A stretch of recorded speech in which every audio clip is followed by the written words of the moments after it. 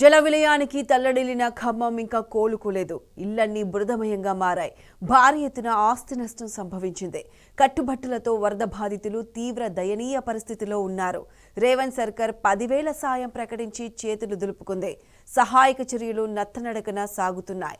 Jeep ర్యాలీలో వచ్చి అభివాదాలు చేసిన సీఎం తమ బాధలు వినకుండానే వెళ్లిపోయారని బాధితులు ఆగ్రహం వ్యక్తం చేస్తున్నారు. మరోవైపు ఈ విపత్తుపై తెలంగాణ తొలి ముఖ్యమంత్రి కేసీఆర్ తీవ్ర ఆవేదన వ్యక్తం చేశారు. గులాబీ అధినేత ఆదేశాలతో ప్రజాప్రతినిధులు 1 నెల జీతంను విరాళంగా ప్రకటించారు.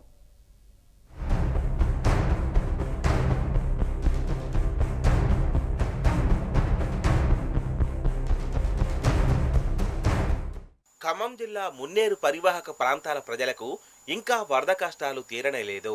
ప్రధాన వీధుల్లోకి ట్యాంకర్లు వస్తున్నా లోపలి ప్రాంతాల్లోకి కాస్త ఎరుకు సందుల్లోకి వెళ్లడం లేదు. దీంతో ముంపు ప్రాంతాలైన గణేష్ నగర్, మాణిక్యనగర్, బొక్కలగడ్డ, మోతీనగర్ తదితర ప్రాంతాల్లో 4 రోజులైనా బురద బాధ తొలగలేదు. ఇంట్లో వస్తువులన్నీ కొట్టుకుపోయి ఇంటి నిండా బురద పేరుకుపోయినా అంతులేని ఆవేదనను దిగమింగుకుంటూ వరద బాధితులు ఇళ్లను శుభ్రం చేసుకుంటున్నారు. కాలనీలన్నీ చీకట్లోనే మగ్గిపోతున్నాయి. సర్కారు సహాయక సహకారాలు అందక అనేక ఇబ్బందులు పడుతున్నారు. సీఎం రేవంత్ రెడ్డి ఇస్తామన్న 10,000 సాయం అందనే లేదు. ప్రభుత్వం 10 కేజీల బియ్యం, ఇతర నిత్యావసర సరుకులు అందిస్తున్నా కాంగ్రెస్ నాయకులు వారికి అనుకూలమైన వారికి అందజేస్తున్నట్లు బాధితులు ఆరోపిస్తున్నారు. నష్టపరిహారం అందించేందుకు అధికారులు బాధితుల ఇళ్లకు వెళ్లి వారి బ్యాంకు ఖాతాల వివరాలు సేకరిస్తున్నారు. కొన్ని ప్రాంతాల్లో వైద్య శిబిరాలు ఏర్పాటు చేశారు. బురదతో కూరుకుపోయి మట్టి పట్టిన వాహనాలను వాటి యజమానులు మరమ్మతుల కోసం షెడ్లకు తరలిస్తున్నారు. ఎఫ్బీఐ రోడ్డులో నిలిపి ఉన్న లారీల్లో బురద పట్టడంతో వాటిని అక్కడే నిలిపి మెకానిక్లతో మరమ్మతులు చేస్తున్నారు.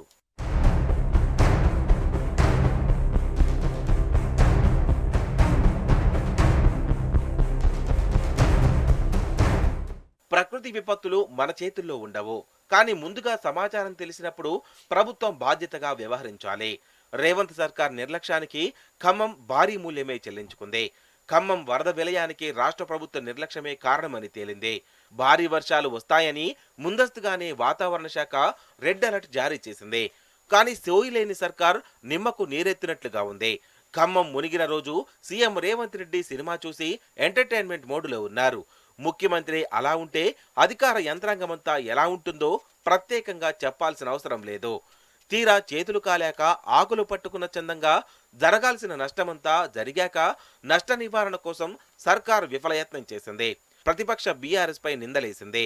సహాయక చర్యలు చేస్తున్న బీఆర్ఎస్ పై దాడులకు తెగించింది.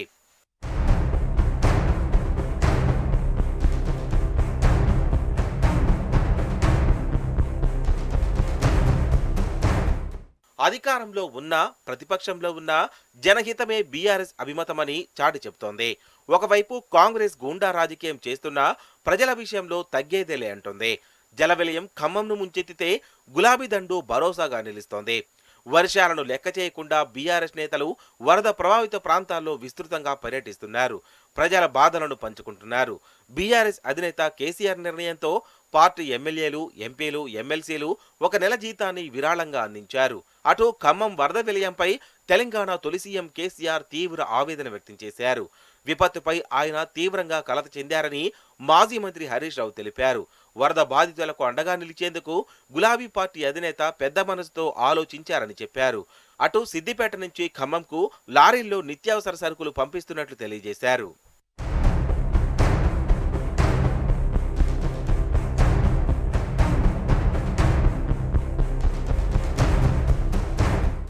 ఖమ్మం విలయానికి సర్కార్ అసమర్థతే కారణమన్నారు మాజీ మంత్రి పువ్వాడ జయకుమార్. వాతావరణ శాఖ ముందస్తుగా రెడ్ అలర్ట్ జారీ చేసిన మాట నిజం కాదా అని ప్రశ్నించారు.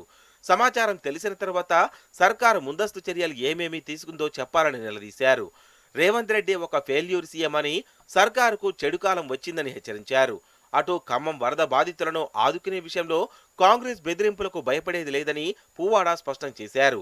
ప్రభుత్వ వైఫల్యం బయటపడడంతో సహించలేక దాడులకు దిగుతున్నారని ఆగ్రహం వ్యక్తం చేశారు. విపత్తు సమయంలో వ్యవహరించే పద్ధతి ఇదేనా అని ప్రశ్నించారు. స్వరాష్ట్ర సాధనకు తెగించి కొట్లాడిన బీఆర్ఎస్ ఇటువంటి దాడులకు భయపడబోదని పువ్వాడ చెప్పారు. పైనుంచి వచ్చిన వరదని నువ్వు అంచనా వేయలేక సాటర్డే నాడు ఈవినింగ్ 21 అడుగులండి, 21 అడుగులు ఒక ఇల్లు కూడా మునగదు. కాకపోతే ఏం చేస్తామంటే 18 అడుగుల నుంచి మేము ఆల్రెడీ ఎవిక్షన్ స్టార్ట్ చేస్తాం. ప్రజలందరినీ కూడా సురక్షిత ప్రాంతాలకు తరలిస్తాం, మైకుల్లో అనౌన్స్ చేస్తాం. రెవెన్యూ అధికారులు, ఇరిగేషన్ అధికారులు, మున్సిపల్ అధికారులు అందరూ పోతారు, పోయి వాళ్ళందరినీ కూడా ఎవిక్ట్ చేస్తాం. కాషన్ లేదు, ఒక హెచ్చరిక లేదు, ఒక మైక్ అనౌన్స్మెంట్ లేదు. సండే మార్నింగ్కి వచ్చేటప్పుడు 9 గంటలకి 33 అడుగులకు వచ్చింది. ప్రజలందరూ హలో రామచంద్ర అనుకుంటా అన్నీ వదిలేసి పరుగులు పెట్టి ప్రాణాలు, అది కూడా పగలు 8:30-9 గంటలకు పొద్దున పూట వచ్చింది కాబట్టి బతికిపోయారు. కానీ అదే రాత్రిపూట వచ్చి ఉంటే మాత్రం కొన్ని వేల మంది ప్రాణాలు కొట్టుకుపోయి ఉండేవి. అది వదిలిపెట్టి మీరు, మీ ప్రభుత్వం, మీ రెవెన్యూ అధికారులు, మీ ఇరిగేషన్ అధికారులు, మీ ఫెయిల్యూరు అంతా వదిలిపెట్టి ఎలక్షన్లో క్యాంపెయిన్కి వచ్చినట్టు తిరిగి చిట్చాడి పెట్టి నా మీద ఆరోపణ చేసి బట్టకాల్చి మొహం మీద వేసి వెళ్ళిపోవాలని.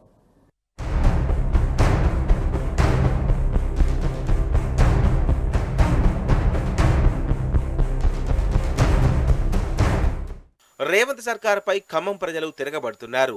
ముప్పు ప్రాంతాల ప్రజలు సీఎం పర్యటనపై తీవ్ర ఆగ్రహం వ్యక్తం చేస్తున్నారు. పేరుకే జిల్లా నుంచి 3 మంత్రులు ఉన్నారని, ఏదో ప్రచారానికి వచ్చినట్లు వచ్చి ఊరేగిపోయారని మండిపడుతున్నారు.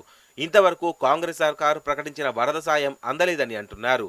4 రోజుల నుంచి చీకట్లో ఆకలితో అలమటిస్తున్నామని బాధితులు ఆవేదన వ్యక్తం చేస్తున్నారు.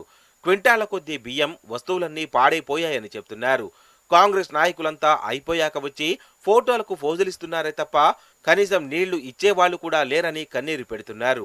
ఈ వరదలతో కాంగ్రెస్ సర్కార్ అసలు రంగు బయటపడిందని, రాయేదో రత్నమేదో తెలిసొచ్చిందని బాధితులు చెబుతున్నారు.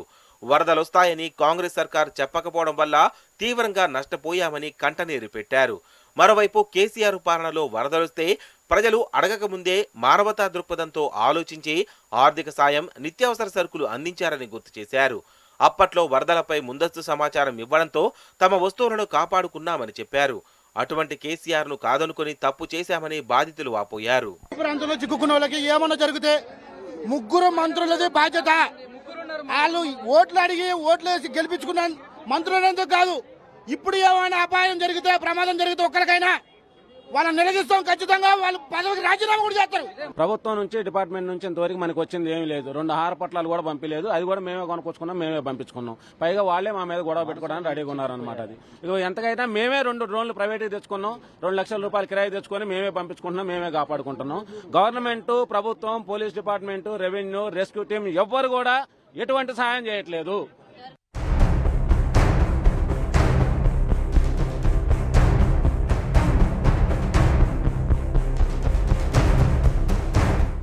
వరద బీభత్సానికి వణిగిపోయిన ఖమ్మానికి మళ్లీ ముప్పు పొంచి ఉంది.